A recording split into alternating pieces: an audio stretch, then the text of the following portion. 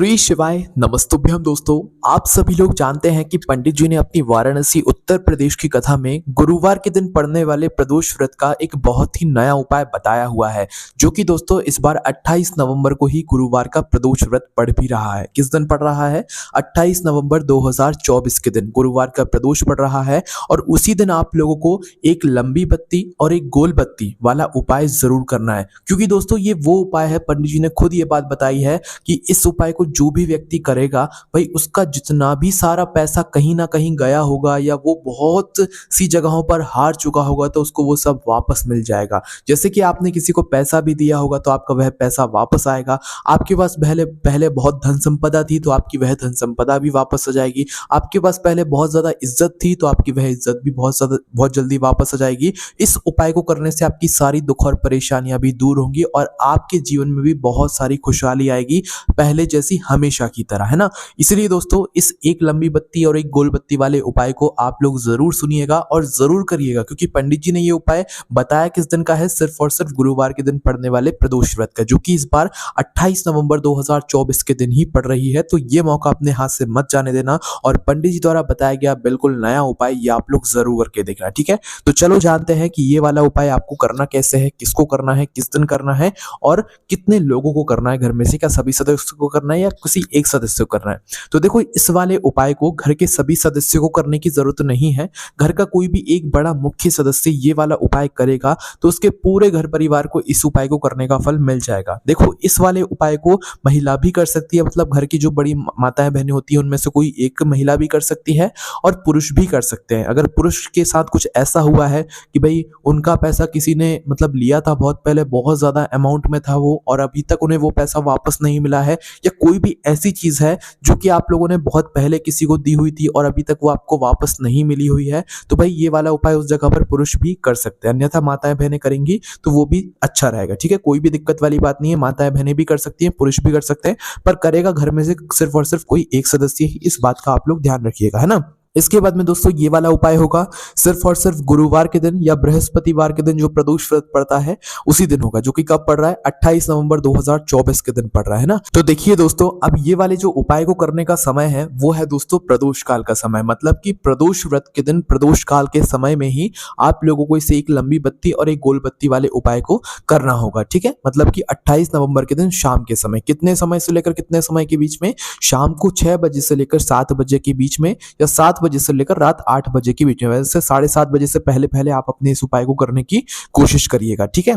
अब करना क्या है दोस्तों, देखो इस उपाय को करने के लिए शुद्धता का विशेष रूप से ध्यान रखिएगा। आपको शाम के समय स्नान करने की जरूरत नहीं है, हाथ मुंह धोकर भी आप लोग उपाय कर सकते हो। सुबह तो आप लोग स्नान करोगे ही करोगे, है ना। अब करना क्या है, देखो सबसे पहले हमें इस उपाय की सामग्री जान लेते हैं कि हमें इस उपाय में क्या क्या सामग्री लगने वाली है।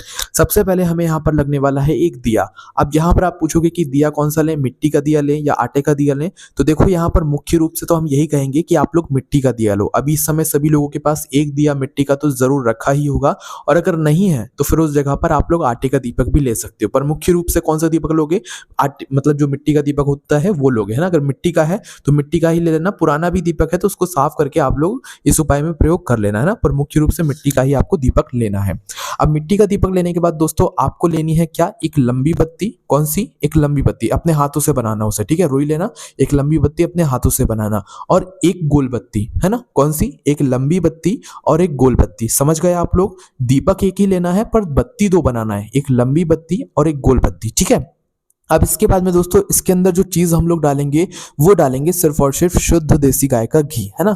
ये जो दीपक है ये आप अपने घर से ही तैयार करके लेकर जाओगे, इसे आपको मंदिर में जाकर तैयार करने की जरूरत नहीं है, ठीक है। अपने ही घर से एक दीपक लीजिएगा, उसके अंदर जो है गोल बत्ती रखिएगा, उसके अंदर ही लंबी बत्ती रखिएगा, उसके अंदर शुद्ध देसी गाय का घी डाल लीजिएगा, ठीक है। या तो अपनी बत्तियों को अच्छी मात्रा में घी में भिगोकर उस दीपक के अंदर रख दीजिएगा, ठीक है। इस तरीके से आपको ये अपना दीपक तैयार कर लेना है। इसके बाद में दोस्तों अब क्या करना है आप लोगों को कि कि साथ में 3 बेलपत्र भी अपने साथ में लेकर जाना है जब आप उपाय को करने के लिए जा रहे हो। कितनी? 3 बेलपत्र। ठीक है, ध्यान से सुन लीजिएगा, 3 बेलपत्र जरूर लेकर जाना है। एक तो ये दीपक जिसके अंदर हमने एक लंबी बत्ती और एक गोल बत्ती रखी हुई है और शुद्ध देसी गाय का घी डाला हुआ है, मिट्टी का दीपक है, एक ये दीपक और उसके साथ में 3 बेलपत्र है ना, वो आप लोगों को अपने साथ में लेकर जानी है। इसमें ये बात मत कहिएगा कि शिव जी पर चढ़ी हुई बेलपत्र हम ले लेंगे, नहीं मिले तो हम क्या करें। हम आपको पहले ही उपाय बता रहे हैं, तो आपको पहले से ही सारी व्यवस्था करके रखनी है। 3 बेलपत्र जरूर लेकर आनी है। ठीक है, अब करना क्या है दोस्तों, आप लोगों का दीपक तैयार है, आपकी 3 बेलपत्र तैयार हैं। अब घर में से जो भी सदस्य इस उपाय को करने वाले हैं भाई वो तैयारी कर लें पूरी, और अपने दीपक को और अपनी 3 बेलपत्रों को किसी एक पूजन वाली थाली में या प्लेट में रख लें, क्योंकि आप ऐसे हाथ में तो किसी चीज को रखकर नहीं लेकर जा सकते, अच्छा नहीं लगता है। इसलिए कोई पूजन वाली थाली में या प्लेट में उस चीज को रख लें और उसको ढक लें, है ना, ऐसे खुले में मत लेकर जाइएगा। दीपक आपको जलाकर नहीं लेकर जाना है, और जब हम आपसे बोलेंगे जब भी आपको जलाना है, इस बात का भी ध्यान रखिएगा, है ना। तो आप लोग ये सारी जो चीजें हैं इनको लेकर कहां पर जाना है, आपके घर के पास में जो भी शिवालय हो, शिव मंदिर हो, उस दिन प्रदोष के दिन, प्रदोष काल में शाम के समय आपको शिव जी के मंदिर पहुंच जाना है ना।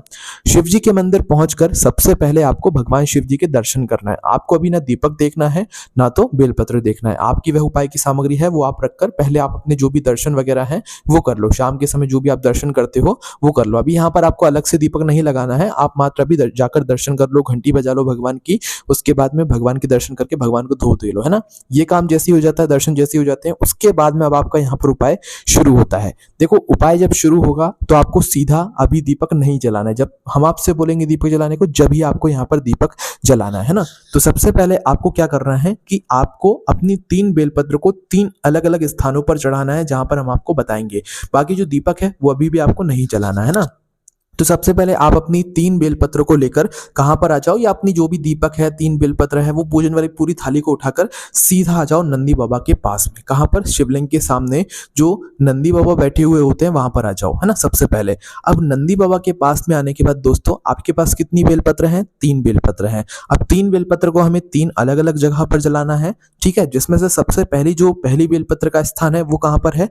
नंदी के पास में, है ना।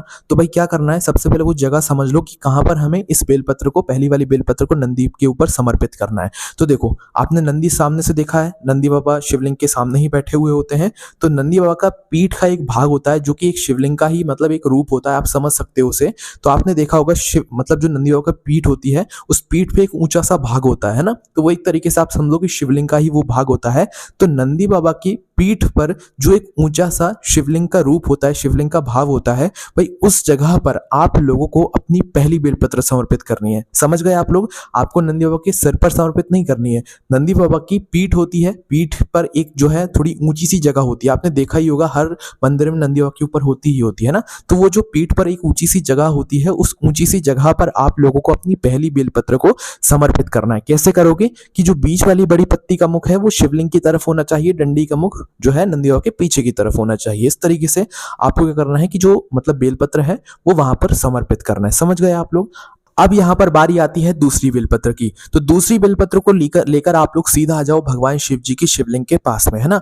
अब शिवलिंग के पास में आने के बाद दोस्तों जो दूसरे नंबर की बेलपत्र है यह आप लोगों को समर्पित करना है माता जगदम्बा जी के, माता पार्वती जी के हस्तकमल पर। अब हस्तकमल कहां पर होता है? शिवलिंग होता है, शिवलिंग रखा हुआ होता है, तो शिवलिंग के आसपास की जो जगह होती है वो माता जगदम्बा जी का, माता पार्वती जी का हस्तकमल होता है। तो दूसरे नंबर की बेलपत्र भी आपको उठानी है ना, और उसको लेकर आपको शिवलिंग के गोलम गोल में जो जलाधारी का भाग होता है वहां उसमें से कहीं पर भी, गोलम गोल में कहीं भी एक जगह पर आपको दूसरे नंबर की बेलपत्र को समर्पित कर देना है। या सीधी सी बात है, पार्वती जी के हस्तकमल पर दूसरे नंबर की बेलपत्र को आपको चढ़ा देना है। ठीक है, 2 बेलपत्र आपने चढ़ाई, अब आपके पास बची हुई है तीसरी बेलपत्र और अपना दीपक। दीपक अभी भी नहीं जलाना है, जब हम तीनों बेलपत्र जला रख देंगे, समर्पित कर देंगे, उसके बाद हमें दीपक जलाना है। तो तीसरे नंबर की बेलपत्र आप लोग कहां पर चढ़ाओगे? शिवलिंग के ऊपर चढ़ाओगे। ठीक है, तो तीसरे नंबर की बेलपत्र आप लोग शिवलिंग के ऊपर चढ़ा दीजिएगा।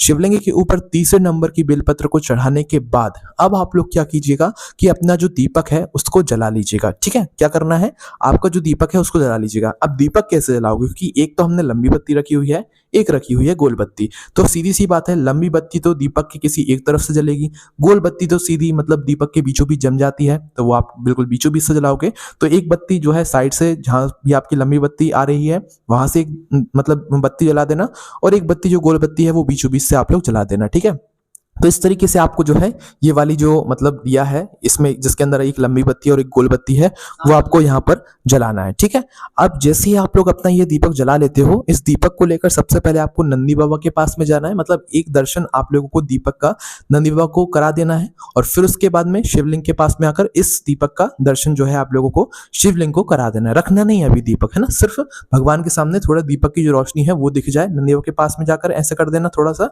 और उसके बाद में वही दीपक को लेकर शिवलिंग के पास में जाना और थोड़ा भगवान शिव जी को उस दीपक की जो लौ है, जो मतलब बत्ती है, वो दिखा देना। ठीक है, रोशनी उनको स्पर्श कर जाए। इसके बाद में इस दीपक को रखने की जो जगह है वो आप बहुत ही ध्यान से समझना, और उपाय का सबसे महत्वपूर्ण जो पार्ट है वो यही है। देखो, इस दीपक को रखने की जो स्थान है, रखने की जो जगह है, वो है नंदी बाबा और शिवलिंग के बीचों बीच का जो स्थान होता है वो वाला स्थान, है ना।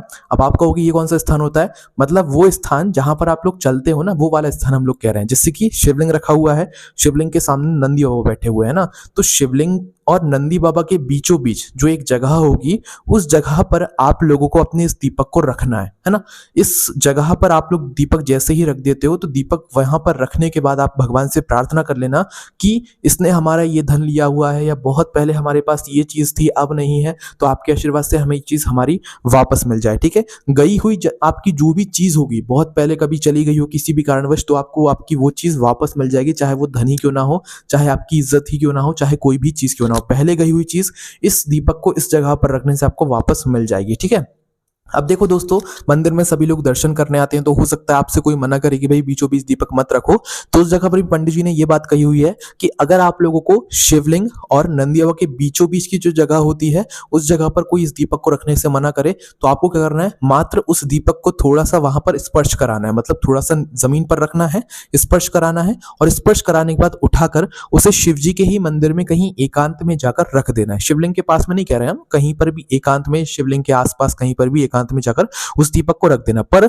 अगर बीच में नहीं रख रहे हो, तो एक बार इस दीपक को वहां पर थोड़ा सा छुआ देना, मतलब स्पर्श करा देना, शिवलिंग और नंदी बाबा के बीचों बीच की जगह पर स्पर्श कराकर फिर भले ही आप उसे किसी एकांत वाली जगह पर रख देना। और अगर कोई मना नहीं कर रहा है, आप शिवलिंग और जलाधारी के मतलब जो शिवलिंग होती है और नंदी बाबा होते हैं, उनके बीचों बीच की जगह पर अगर आप लोग इस दीपक को रख पा रहे हो, कोई मना नहीं कर रहा, तो आप वहीं पर रखना, वो ज्यादा अच्छा रहेगा। ठीक है, और अगर कोई दिक्कत है तो वहां पर स्पर्श कराकर कहीं एकांत में वहीं शिव जी के मंदिर में रख दीजिएगा, और अपनी मनोकामना जो भी है वो भगवान शिव जी से, नंदी बाबा से प्रार्थना करके आप लोग बोल दीजिएगा। उसके बाद भगवान को धूप देकर वहां से उठकर सीधा आप लोग अपने घर पर वापस आ सकते हैं। और गुरुवार के दिन, बृहस्पतिवार के दिन पड़ने वाले प्रदोष व्रत का ये वाला जो उपाय है, एक लंबी बत्ती और एक गोल बत्ती वाला उपाय यहाँ पर पूरा हो जाता है। इस उपाय करने में अगर आपको कोई भी दिक्कत, समस्या, परेशानी आती है तो हमसे कमेंट करके पूछ सकते हैं। ये उपाय आपको हमारी वेबसाइट भोलेनाथभक्ति.com पर भी मिल जाएगा, वहां पर जाकर भी पढ़ सकते हो। कोई भी समस्या आए तो कमेंट करके पूछ सकते हो। ओम नमः शिवाय, जय भोले बाबा श्री शिवाय, नमस्तुभ्यम।